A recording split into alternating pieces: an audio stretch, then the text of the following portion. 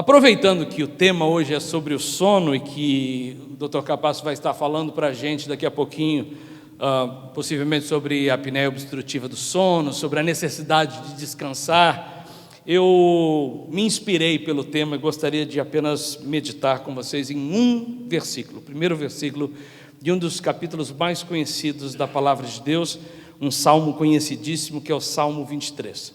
Convido você para a leitura deste salmo, o verso 1 que diz o seguinte: o Senhor é o meu pastor, nada me faltará. Ele me faz repousar em pastos verdejantes, leva-me para junto das águas de descanso e refrigera a minha alma. Obrigado, Pai, pela leitura da Tua Santa Palavra, e agora nós te pedimos, fala conosco, através da minha vida, que Tu possas ministrar aos corações. Obrigado pela leitura, pelo tempo de louvor, de canções.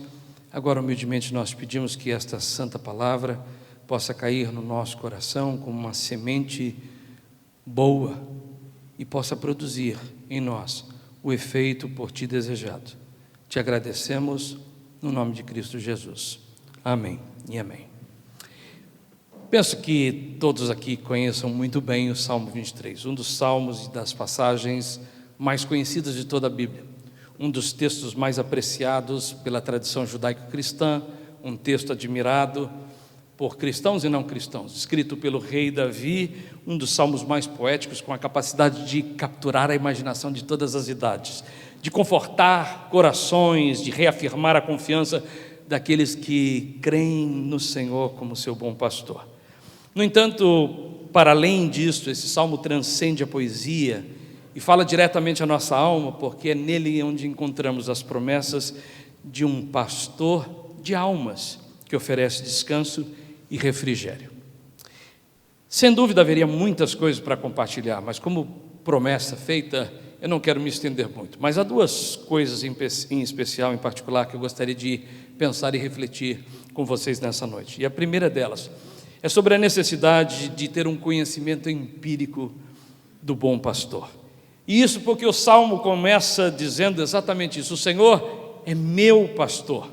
E aqui o uso do pronome pessoal, meu, faz toda a diferença. Afinal, como já dizia Martin Luther, a relação com Deus é uma relação de pronomes pessoais. Uma coisa é dizer, o Senhor é um bom pastor. Ele é um pastor joia, mas não tem nada a ver comigo. A partir do momento em que eu uso o pronome pessoal meu, eu trago esta realidade de uma forma muito mais profunda, um relacionamento, um conhecimento empírico. É isso que está aqui em jogo. E isso parece se alinhar perfeitamente com aquilo que eu compartilhei no domingo passado. O Daniel fez menção do sermão sobre a estatura, e no domingo passado, como ontem também na nossa congregação em Concord, eu falava exatamente sobre o conceito grego sobre gnosis, o conhecimento. Para os gregos havia o agnosis, palavra de onde derivam muitas das nossas palavras do nosso vocabulário, o agnóstico, no campo médico, o diagnóstico, ou seja, através de uma análise de fatos, ter o conhecimento. Gnosis é um termo conhecidíssimo para os gregos. No entanto, a proposta é muito mais do que a gnosis, o simples conhecimento teórico. É preciso entender, como falava na semana passada, sobre aquilo que Paulo coloca como um pleno conhecimento, a epignosis. E epignosis tem exatamente isso, essa proposta de não um conhecimento meramente intelectual, mas um conhecimento transformador, um conhecimento relacional, experiencial, alcançado por meio de intimidade, de vida. Quando eu digo a Andréia é minha esposa, não é que eu a conheço, eu convivo com ela. Eu tenho uma relação, essa é a epignose. E isso me lembra uma história antiga que serve para ilustrar um pouquinho isso. Conta-se sobre um clérigo que estava celebrando seu aniversário de 50 anos de ministério. E para tal ocasião havia sido convidado, dentre muitas pessoas ali, o famoso ator Richard Burton. Havia sido convidado como um amigo pessoal e alguém que estaria abrilhantando a celebração dos 50 anos do clérigo. E para Richard Burton, como ator, foi-lhe pedido, solicitado, recitar o salmo preferido do clérigo, o Salmo 23. Conta-se a história que, no determinado momento apropriado, o Burton se coloca em pé e começa a recitar o Salmo 23, com voz forte, entonação impecável, com toda a sua performance. Inevitavelmente ele cativou toda a audiência, que ao final da sua leitura se colocou em pé e ovacionou, aplaudiu. Havia expressão de alegria, de espanto diante da leitura do Salmo 23. Mas ele havia feito isso, não declinou o convite, porque havia feito uma condição.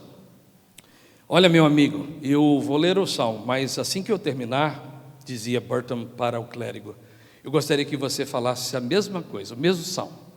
Então diz que na ocasião, após ter lido o Salmo e todos terem ovacionado, vem então o clérigo e se põe diante de todos, agradecendo a sua presença, agradecendo a todos por estarem ali. E então começa ele, sem nenhum papel, não lendo nada diante dele, mas simplesmente falando do coração. O mesmo Salmo. Sua voz não era tão forte e imponente como a do ator Richard Burton.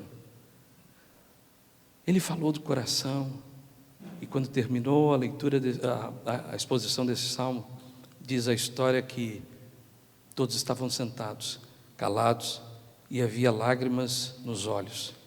Alguém sentado ao lado de Burton, então reclina a cabeça e pergunta, o que está acontecendo aqui? Por que é que quando você falou todos estiveram em pé aplaudindo, e agora que o clérigo fala estão quase todos assim, tão comovidos, chorando? E diz a história que Burton diz para essa pessoa ao lado, é que eu alcancei os ouvidos e a atenção dos meus convidados, mas o clérigo alcançou o coração, e a diferença é uma só. Eu conheço bem o Salmo, mas ele conhece o Senhor do Salmo. Eu fico pensando que, uma vez mais, isso encapsula exatamente essa percepção da gnose e da epignose. Uma coisa é o conhecimento teórico, é o conhecimento de Deus através dos compêndios teológicos, de todo o aparato, dos livros que possam falar sobre Deus. Outra coisa é ter um profundo conhecimento transformador. Em resumo, como disse já também ontem para a nossa congregação, é como um mapa. A gnose é um guia que fala de determinado lugar, que aponta ali os detalhes de um destino qualquer. Imaginem vocês, nós temos uma viagem proposta com alguns líderes aqui para março, para abril, para estarmos na Grécia. Eu pergunto àqueles que estão aqui, você conhece a Grécia? Possivelmente alguns vão dizer assim, conheço, já vi muitas histórias, já li alguma coisa. Essa é a gnose. A gnose é um mapa que fala sobre o lugar. A epignose é estar no lugar. É o aprendizado em loco, é estar conhecendo, comendo, andando, estar ali viajando, imerso na cultura local, tendo um conhecimento experiencial. E é isso que o salmista está propondo. Não basta saber sobre a existência de Deus, é preciso chamá-lo de meu pastor, é preciso conhecê-lo, e ainda que isso não seja possível de forma plena, devido à nossa própria condição humana insuficiente, limitada, mas tendo a consciência, como diz Paulo na sua carta ao 1 de Coríntios, que agora conhecemos em parte, gnoses, mas um dia conheceremos plenamente, epignoses, da mesma forma como por ele sou conhecido, diz Paulo. E a propósito, falar sobre conhecer e ser conhecido, penso que já compartilhei também em algum momento no passado algumas coisas, é que como pessoa pública muitas vezes eu passo por situações um pouco constrangedoras, embaraçosas, como no domingo passado, porque alguém conhece você, te aborda, e exatamente foi essa a minha experiência uma vez mais, no domingo passado, com esse casal maravilhoso, a Daniela e o Léo, que se aproximaram de mim e disse, olá, reverendo, o senhor se lembra de mim? E esse é aquele momento onde a memória parece dizer, eu vou tomar um cafezinho, fica aí. Você olha para a pessoa e em 3 segundos, tendo que responder a ela alguma coisa, você não se lembra de onde conhece essa pessoa. E quando eles disseram, oi, reverendo, o senhor se lembra da gente? Eu tinha 3 segundos para responder alguma coisa, e eu te pergunto, da onde que eu conhecia esse pessoal? Pela graça deles, pela graciosidade, a generosidade, eles me fizeram rapidamente lembrar. Nós estivemos aqui em 2019, antes da pandemia. Mas eu vou dizer para vocês um segredinho. Quantas vezes eu passo isso e alguém diz, reverendo, o senhor se lembra de mim? E esses 3 segundos que parecem uma eternidade, não vem nada. A memória vai em todos os restaurantes, lugares por onde eu passei, e eu não tenho a menor ideia. E aí a única coisa que eu falo é, oi, meu querido. Eu vou confessar a vocês uma coisa de pastor para vocês, de coração. Quando a gente fala meu querido, não é porque você não seja querido, você é muito querido, mas as chances de que eu não faça a menor ideia quem você é, são enormes. E eu falei, oi, meu querido, e eles ajudaram, e eu falei assim, que bom. E eu vou dizer mais uma vez, muitas vezes eu passo situações de muito constrangimento. Por quê? Porque a gente é pessoa pública, alguém viu você, te conhece de algum lugar. Uma das experiências mais, e eu estava pensando, porque o Robson viria falar aqui hoje, uma das experiências mais, talvez constrangedoras, aconteceu quando eu ainda pastoreava no Brasil. E lá nós tínhamos o hábito de ir com algumas pessoas ao hospital fazer visita àqueles que estavam enfermos ou que necessitavam de uma visita pastoral. E me lembro nessa ocasião de estar indo no hospital. E eu estava ali com um ancião da igreja, um senhor que pediu para que fizéssemos essa visita. Eu chego no hospital e então tem aquela sala de espera. Alguém se lembra, sabe do que eu estou falando? Aquela sala, não sei como que é aqui, se tem essa sala de espera, mas no Brasil estávamos nesse hospital, um salão enorme, umas 40 pessoas aproximadamente, todas com aquele silêncio agônico, todo mundo esperando para ver um ente, talvez no seu último momento de vida. Então aquele silêncio, umas 40 e poucas pessoas na sala. Eu encostei na parede, eu e o ancião aguardando a hora para que pudéssemos subir, fazer a visita para a pessoa. E do outro lado da parede, alguém começa então a acenar em nossa direção. Eu, muito constrangido, percebi que os olhares dele se dirigiam a mim e ao ancião que estava ao meu lado. Então eu disse assim, muito discretamente, senhor Vale, parece que tem um jovem ali, um senhor, olhando para nós, e ele está se comunicando. E o seu Vale, o ancião que estava ao meu lado, falou assim, deve ser com o senhor que é pessoa pública, o senhor conhece, ele vai ver que ele te conhece. E eu disfarcei, porque eu não consegui identificar a pessoa. Disfarcei o olhar, e de repente olhei mais uma vez, e lá estava a pessoa. Constrangimento total. Não lembrava quem era, não fazia a menor ideia.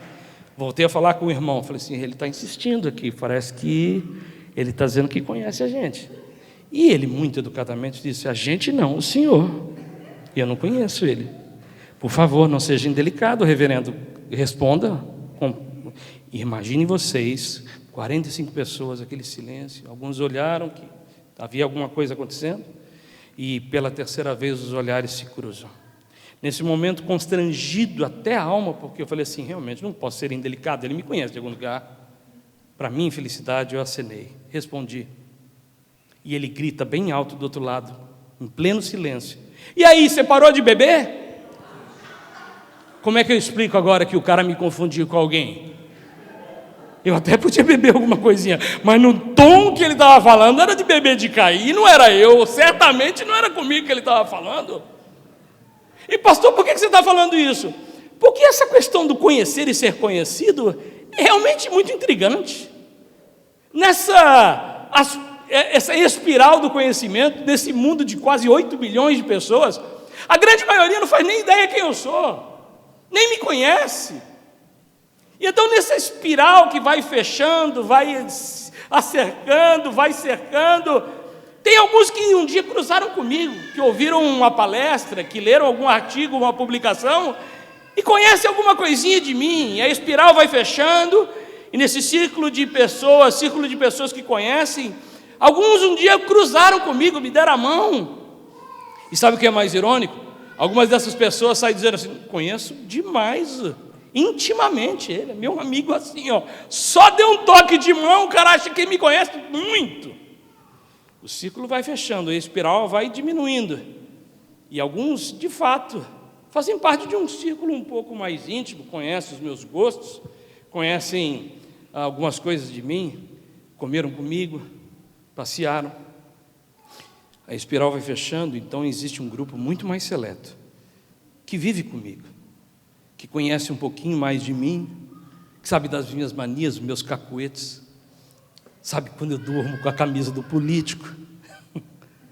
Então chega assim, a espiral vai fechando, e alguém que realmente parece me conhecer muito bem, com quem eu divido a vida, ele ou ela, com quem eu durmo, eu divido a intimidade, eu me mostro um pouco mais, mas creia-me que ainda está muito distante de me conhecer. E a maior prova são os inúmeros aconselhamentos e conversas pastorais com casais que acreditavam nitidamente conhecer um ao outro. E após alguns anos de casados, me dizem: como é possível? Pensei que conhecesse a ele ou a ela. E nessa espiral, chega um momento onde você está diante do espelho, e você jura de pé juntos: esse cara te conhece, que é você mesmo. E você, de pé junto, jura: ninguém me conhece mais do que eu mesmo. Mas isso também é até o momento em que um ato falho acontece, que um pensamento absurdo visita a tua mente, que um lapso te faz perceber que você não se conhece tanto assim. Basta um momento de falha para você dizer: caramba, como é que eu fui capaz de pensar tal coisa, de fazer tal coisa? Achei que me conhecesse. E só então, por fim, é que vem aquele para o qual nós estamos completamente devassados, expostos, que somos conhecidos, a quem o salmista chama de o meu pastor, o pastor da minha alma, aquele que me conhece mais do que eu a mim mesmo. Num outro capítulo, no Salmo 139, ele diz: Senhor, tu me sondas e me conheces. É nesse momento, quando eu vejo que eu não me conheço e que só Deus sabe as minhas reações, as minhas emoções, que Deus conhece o meu ser mais do que eu a mim mesmo. O salmista escreve num outro momento: palavra nem me chegou à boca e tu já sabes aquilo que eu vou pedir. Tu conheces o meu assentar, o meu levantar. Se eu tomar as asas da alva, até ali tu me encontrarás. É esse a quem o salmista chama de o meu pastor. Ao largo da história, outros deram outras nomenclaturas e outros títulos. Na filosofia, o Uno de Plotino, o Demiurgo de Platão. A essência supraessencial na mística de Mestre Eckhart. Esse que é o primeiro motor de Aristóteles. Este que é a necessidade absoluta de Nicolau de Cusa. Esse que é o perfeito para René Descartes. Esse que é a necessidade moral regedora de Immanuel Kant. Esse que, segundo Søren Kierkegaard, é poderoso para fazer tudo a mais do que pedimos ou pensamos. Aquele para quem não há impossível. Aquele, por fim, que se fez conhecer, que podemos conhecê-lo, mas não com esta razão, por uma terceira via, a via do coração. Afinal de contas, como disse Blaise Pascal certa feita, o coração tem razões que esta razão desconhece. É preciso ter um conhecimento empírico de Deus. Para além disso, este salmo propõe a oportunidade de, após ter conhecido a Deus, descansar nele mesmo. Afinal de contas, essa é a proposta do salmista, do próprio pastor. Não apenas fazer-se conhecido, mas oferecer-nos o descanso para a alma. Para o corpo a gente vai ouvir o Dr. Capasso daqui a pouco, mas para a alma é Deus quem oferece repouso em pastos verdejantes, paz junto às águas de descanso, refrigério à alma. E permita-me dizer algo rapidamente ainda. Talvez um dos erros mais crassos e comuns na interpretação desse salmo para muita gente é a falsa ideia de que ele está oferecendo imunidade contra problemas e desafios. Por favor, não cometa esse erro. O salmo nunca disse isso, e não precisa nem ser exegeta do texto hebraico para entender. Basta só ler o português mesmo, já é bem claro. O Senhor é meu pastor, nada me faltará. E eu não sei para vocês, mas para mim não falta nada mesmo, não falta problema, não falta infortúnio, não falta gente chata, não falta gente querendo me derrubar. O salmo é claro, o Senhor é meu pastor, mas não falta nada disso. Ou seja, conhecer a Deus como pastor não nos isenta das dificuldades da vida. Talvez até tenha alguma outra igreja, algum outro líder religioso que pregue o contrário, mas ele não nos isenta dos perigos, das dificuldades, dos momentos de prova. O que esse salmo nos assegura é algo infinitamente maior. É a presença do bom pastor em momentos de adversidade, em momentos de dificuldade. É por isso que até mesmo no verso 4, ele vai dizer: ainda que eu ande pelo vale da sombra da morte, não temerei mal algum, porque tu estás comigo, tua vara e o teu cajado me consolam. E eu te digo, irmão, como é bom ter o consolo de Deus nos momentos de dor, angústia e tribulação. A propósito, esse ano eu completo 32 anos de ministério, e acreditem, não foram poucas as vezes na minha vida que eu tive que celebrar ofícios fúnebres ou estar em momentos de velórios ou serviços memoriais. Não foram poucas as vezes nesses 32 anos que estive ao lado de pessoas em suas horas finais de vida. E sabe uma coisa mais interessante? Em momentos de tristeza, de dor, de angústia, eu nunca ouvi ninguém me pedir: reverendo, por favor, você poderia ler um poema do Pablo Neruda para mim? Eu nunca, num momento como esse, se ouvi alguém dizer: o senhor não poderia ler Lusíadas? Não, adoro Camões. O senhor não poderia ler Fausto, de Goethe, para mim? Eu adoro o poeta alemão. Mas alguém aqui pode ter ideia quantas vezes me pediram para ler o Salmo 23? Porque no final das contas, em momentos de desespero, de agonia, só Ele pode oferecer o descanso para a alma. E isso não significa, mais uma vez, que nós não tenhamos problemas. Ao contrário, é poder encontrar descanso para a psique, significa poder encontrar em Deus o descanso para a totalidade do ser, mente, alma, emoções. E é por isso que quando o salmista disse: leva-me junto às águas de descanso, não se trata de um lago mágico, uma fonte imaginária de águas cristalinas, onde bastaria mergulhar para que os problemas desaparecessem. Esse descanso é o próprio Deus, que em João se apresenta também metaforicamente como a fonte do descanso. Aquele que beber da água que eu lhe der nunca mais terá sede. Ao contrário, a água que eu lhe der lhe tornará uma fonte a jorrar para a vida eterna. Meu desejo e oração hoje, nessa breve meditação, é que você possa ter um conhecimento empírico de Deus. Que você, para além dos compêndios teológicos, dos livros, da informação, da internet, de tudo aquilo que fala sobre Ele, decida ter a epignose, o conhecimento da alma, da convivência. A nossa fé não é irracional. Aliás, Søren Kierkegaard falava sobre isso. Nós não conhecemos, não é uma fé irracional, tola. Tampouco é uma fé racional, porque ninguém poderia explicar a Deus pelas linhas da ciência, do conhecimento natural. Deus não pode ser explicado. A nossa fé é suprarracional. Isso significa que nós, como já disse Pascal, há uma terceira via do conhecimento, a do coração. Que você possa conhecer a Deus e descansar nele, sabendo que Ele tem águas de descanso, pastos verdejantes, paz para oferecer a toda a alma batida. Posso orar por você? E logo depois quero passar a palavra para o meu querido amigo. Obrigado, Pai, por esse tempo de meditação, pela oportunidade de encontrar em Ti descanso, refrigério para a alma. Obrigado pelo Teu amor e a Tua misericórdia. Obrigado, Senhor, pela oportunidade de pensar nesse salmo e ter a nossa alma uma vez mais acolhida, abrigada nesse Teu amor. Obrigado, Senhor, pelo conforto que o Senhor oferece aos corações atribulados, pela reafirmação à confiança daqueles que creem em Ti. Obrigado porque sabemos, ó Deus, que este texto é muito mais do que uma mera poesia hebraica. Ele fala diretamente às nossas necessidades, e que bom encontrarmos esta promessa de que Tu continuas sendo o bom pastor, oferecendo descanso e refrigério a todos aqueles que se refugiam em Ti. Te damos graças, no nome de Cristo Jesus oramos. Amém e amém.